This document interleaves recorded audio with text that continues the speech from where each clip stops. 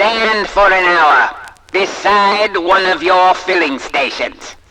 Talk to the people who come in to buy gas. Discover for yourself what magic $1's worth of gasoline a week has worked in their lives. My friends, it is the juice of the fountain of eternal youth that you are selling. It is health. It is comfort. It is success. And you have sold merely a bad-smelling liquid that's so many cents per gallon. You must put yourself in the place of the men and women in whose lives your gasoline has worked miracles.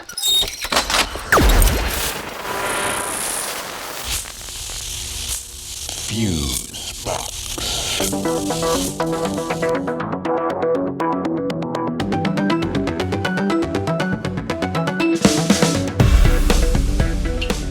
Alrighty, so this is Fusebox number 220, World Funnel. And you have done enough damage for one day. Yeah, so relax by the shore there and enjoy our mutant seaweed.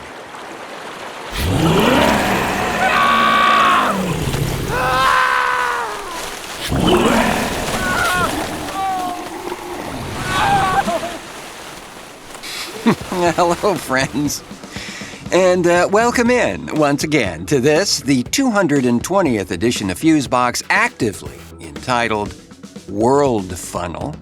And I'm your relaxed as possible while sliding down razor wire host, Marc Rose, and over there, awash in the glow of LEDs and monochrome monitors, is the Emperor of Amplitude, Milt Kanes, everybody. Well, thank you kindly. So, World Funnel, huh? Yes, sir. Yes, sir. Mainly because we're going to go all over the globe on this one. There are some recent news developments and ecological curiosities abounding. Abounding, I say. Roger that. I also want to pay tribute to that, that quote up there, the front of the pre-roll. That was an actual statement made by then industrialist, ad guy, and all-around business guru, Bruce Barton. And he made that statement there in front of an audience of oil company executives in 1928. Can you say brown-nosing? Something like that.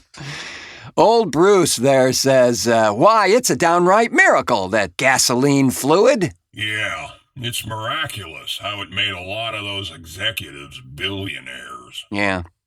You know, do you think they might want to take a small portion of those egregious profits and maybe help out the working folks a bit? Nah. Well, friends, before we stuff ourselves down the world funnel, I wanted to do a shout-out to a colleague of ours who has crossed a bit of a milestone, and it deserves to be tooted about. Way back in 2005, when I first explored the brave and somewhat new world known as podcasting, we had a program called Area 51, and it was a delightful experience for its short-lived term. You say that now. True. True. But along the circuitous and sometimes slippery podcast highway, I discovered this chap named Frank Edward Nora, who resided in the lovely state of New Jersey and was producing a program he called The Overnightscape, which was a monologue-based show that he has said numerous times was actually inspired by the style of program that Gene Shepard used to do on WOR in New York for many, many, many, many years. Now, some will know Gene Shepard as the author of A Christmas Story. It's a perennial film favorite. Well, as time went on, our buddy Frank there saw that he was slowly attracting kind of a network of other people's shows on his RSS feed, which he was gracious to accommodate, and before long, was home to nearly a dozen other producers and hosts, and including us, friends. Because I approached Frank in late 2014 with an idea of doing a show myself, and was wondering if he could find a space for this lonely and somewhat disturbed show. Curiously, he said, "Sure." The rest is history, as we are now approaching our 10th year of this program. So Frank carefully and lovingly curates all these programs of the various producers and hosts, including his own, and has done so for years. He maintains a presence on archive.org for this purpose, and as I say, Frank has crossed a significant milestone in that just last week, he celebrated 20 years of producing the Overnightscape. And that is an achievement worth mentioning. Yes, indeedy do. Yeah, go Frank. Wow. And you can find all his shows and a bunch of others as well at onsug.com. That's ONSUG.com.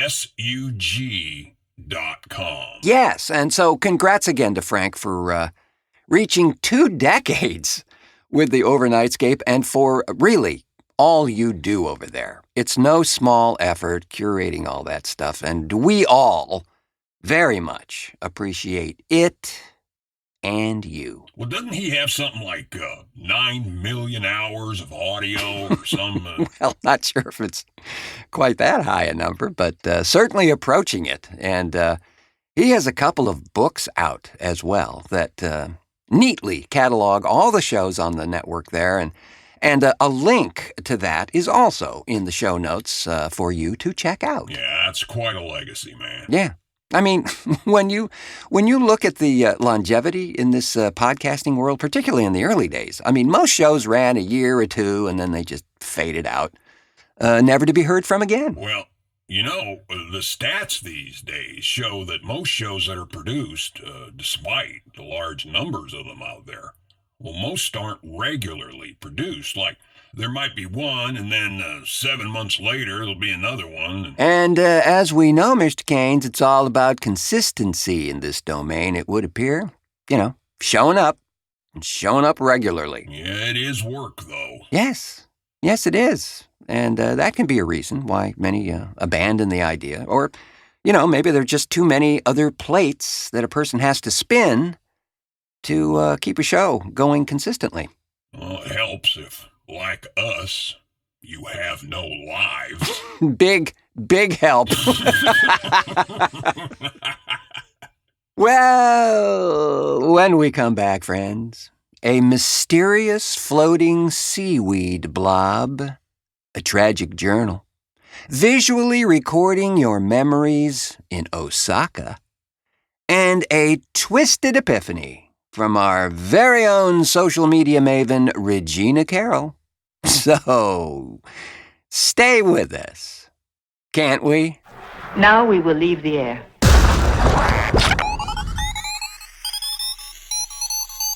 TheFuseboxShow.com.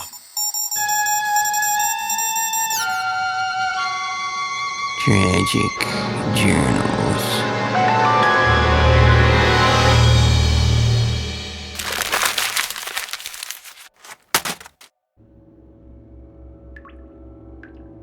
Day 37. The giant clown was back.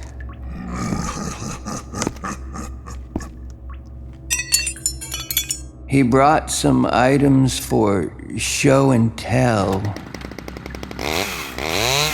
I'm told I'll be walking again soon.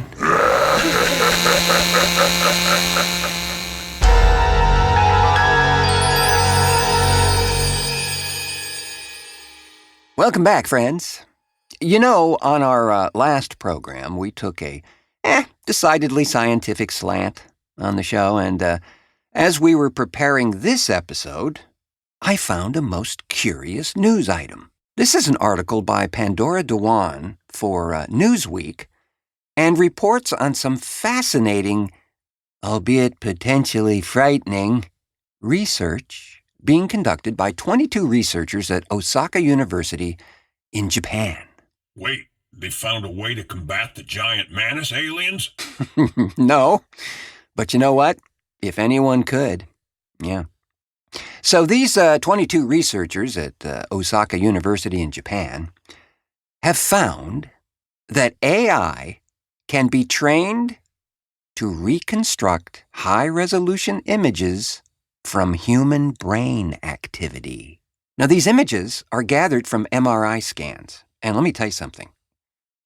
These images bear more than a striking resemblance to the source image being shown to the participants in this test. What? Wait, you mean the AI is creating a picture based on the scans of these folks' brains? That's correct, sir. Wow. Yeah.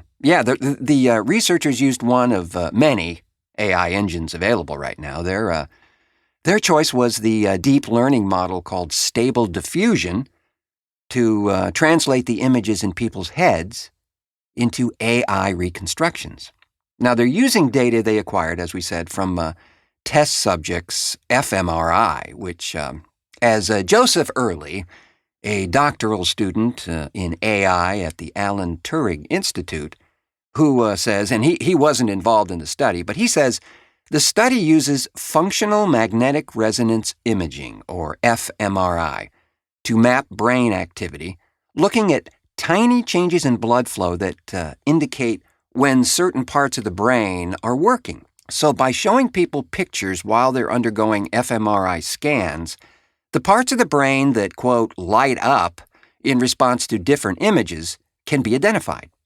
These different responses, then, are mapped to a format that is familiar to the existing generative image models that are out there like crazy right now, and can be used to generate new images. So they had to show them a bunch of images, yeah? Exactly, yeah. So to train the AI, each participant was shown 10,000 images while inside an fMRI scanner.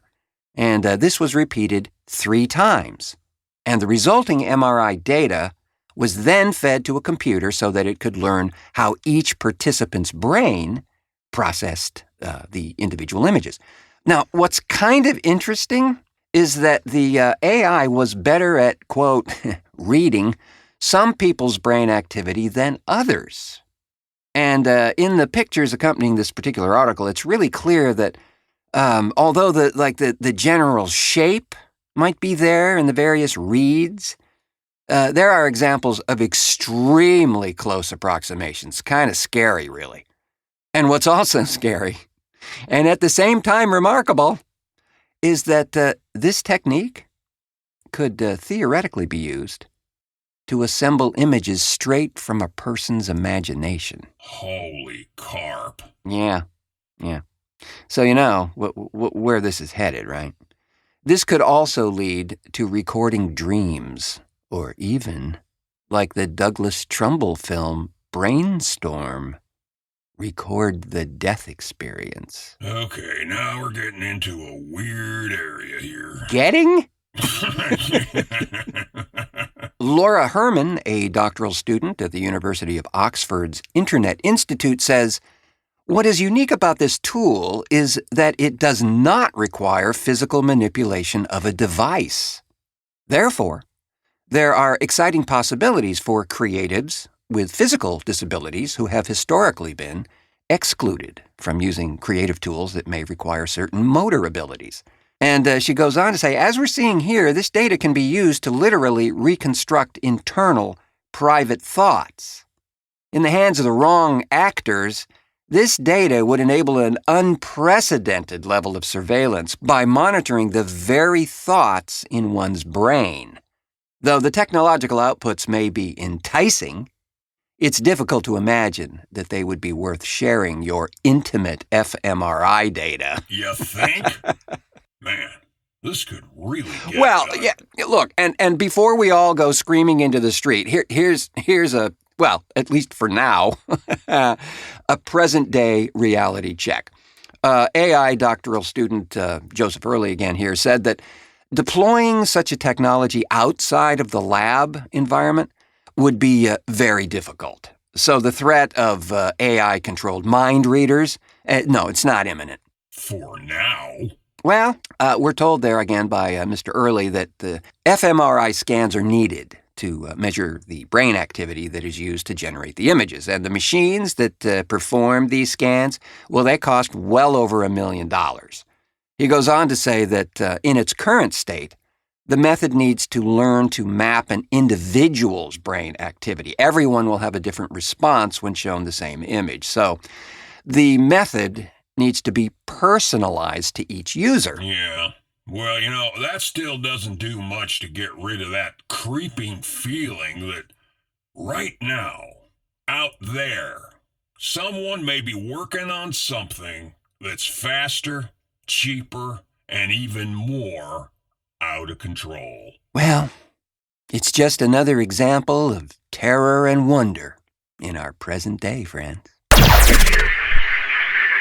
Because the news no longer matters. Fusebox. Well, as a little palate cleanser, let's enjoy a wondrously chaotic morning with Regina Carroll's piece called Morning Ramen.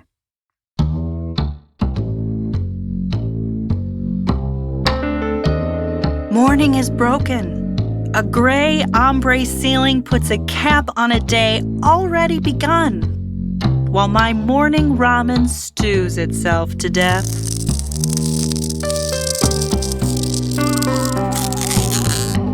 The smell of sustenance is happiness, as is the sound of rain feeding the earth.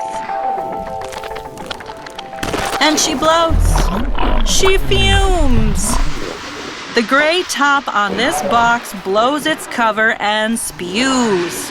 Dust, fettuccine and wine, coffee grinds, scriptures, tattoos, tickets, scraps of friendship, pieces of lovers, shards of laughter, and old light, all shot into space.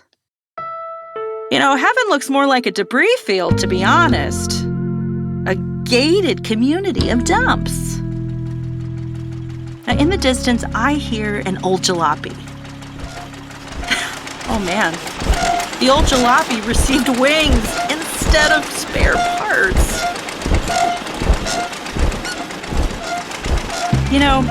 Heaven sounds like a Model T Ford, made up of thunder, spittoons, and gongs.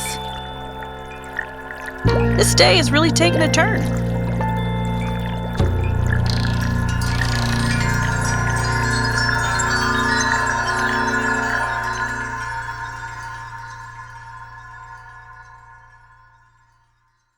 I don't think I'll look at my cup of noodles the same way ever again. Just when you thought it was safe to boil water. Yeah. A delightful piece there, written and read by our very own social media maven, Regina Carroll. Yeah, now I'm hungry. Well then, Mr. Gaines, I have the perfect solution for you. I hope you're really hungry, though, because it's 5,000 miles long, and as it happens, it threatens one of our favorite places here on the show. Yes, it's... Yes, friends, a gargantuan mass of seaweed that formed in the Atlantic Ocean, kind of off the coast of Africa, actually, is headed for the shores of Florida and other coastlines throughout the Gulf of Mexico, threatening to dump smelly, with a side of stinky, and potentially dangerous heaps across beaches and put a big damper on the tourist season. Gonna just miss that spring break, huh? Well, perhaps not everywhere. Probably the summer before it gets to places like Miami. Oh, then there's hope then. The seaweed, a variety evidently called sargassum, has been around a long, long time and has formed large blooms in the Atlantic. And scientists have been tracking massive accumulations of this stuff since evidently 2011. But this year's sargassum mass could be the largest on record. Big surprise.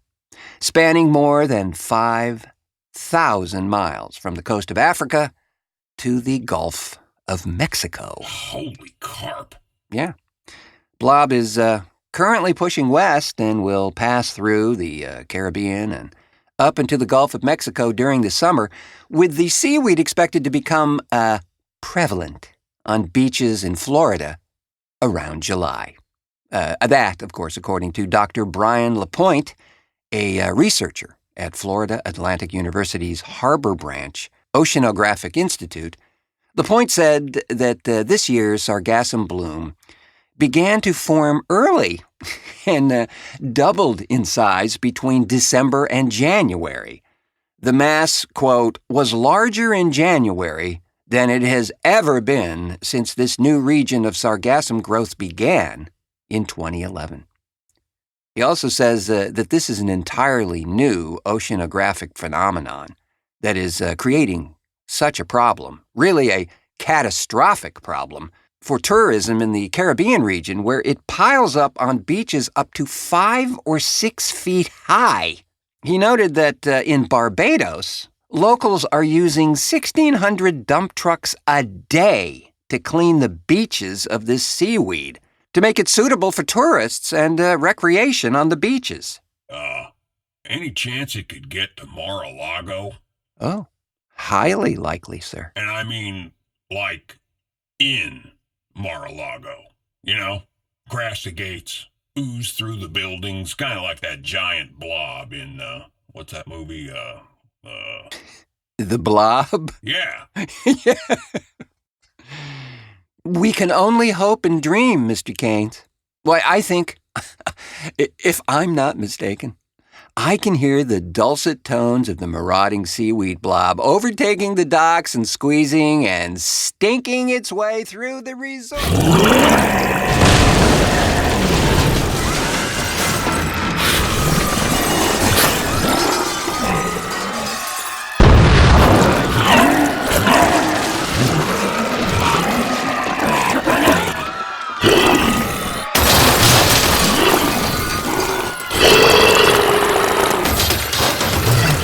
So what is this seaweed horror, you ask? As we mentioned, it's called sargassum, and that's kind of a catch-all name for a bunch of algae that belongs to this species. It's about 300 different species of brown algae. There is an actual benefit, though, to the algae when it's drifting in the sea. According to the Sargassum Information Hub website, yes, that's an actual thing. This floating habitat provides food and protection for fishes, mammals, marine birds, crabs, and more. It serves as a critical habitat for threatened loggerhead sea turtles and as a nursery area for a variety of commercially important fishes, such as mahi-mahi, jacks, and amberjacks. Oh, so it's actually a good thing. Well, then.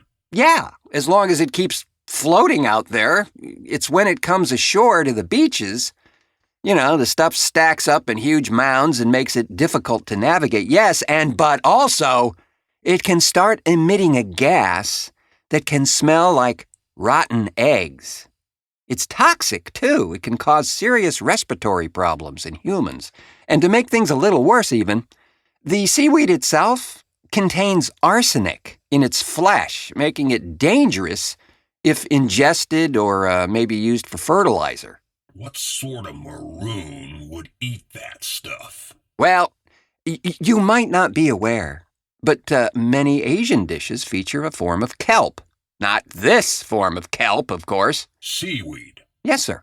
Yeah, no. Now, hey, man, don't knock it till you try it, Mr. Keynes. I'm quite fond of it myself. More for you.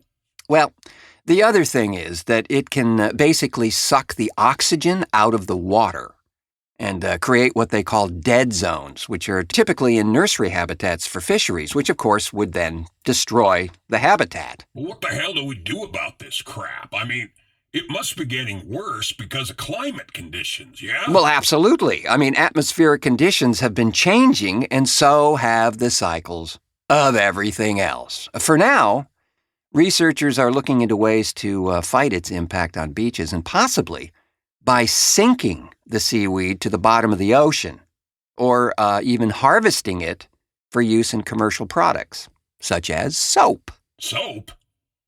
Arsenic soap? Well, clearly there would be some processing involved. Or did they?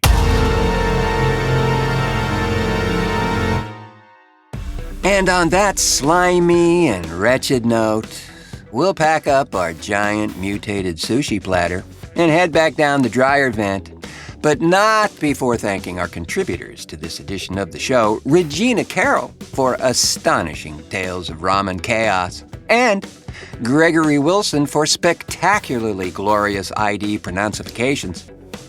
Thanks as always to the professor of peak limiting, Milt Keynes, for technical assistance and so on and so forth over there. A pleasure as always, and hey, folks, just a reminder that if you haven't as yet subscribed to this here show, please go right ahead and do that wherever you may have found it. It really helps us not feel lonely and abandoned and all that crap. Yes, that's true, Mr. Keynes. And friends, as you may not know, you can also do that right there on the Fusebox homepage at thefuseboxshow.com. Right there on the landing page, there's a little buttony thingy. Yeah. You can really help us big time by joining us on our Patreon page and get all sorts of perks like free swag, early access to shows, and hell, even a chance to be on this dang show. And and extra stuff too that they don't allow us to do or talk about here. Find that at patreon.com/The Fusebox Show. We so greatly appreciate that. We really do. I have been your sealed in plastic for your safety host, Marc Rose, saying, until our next cartoon.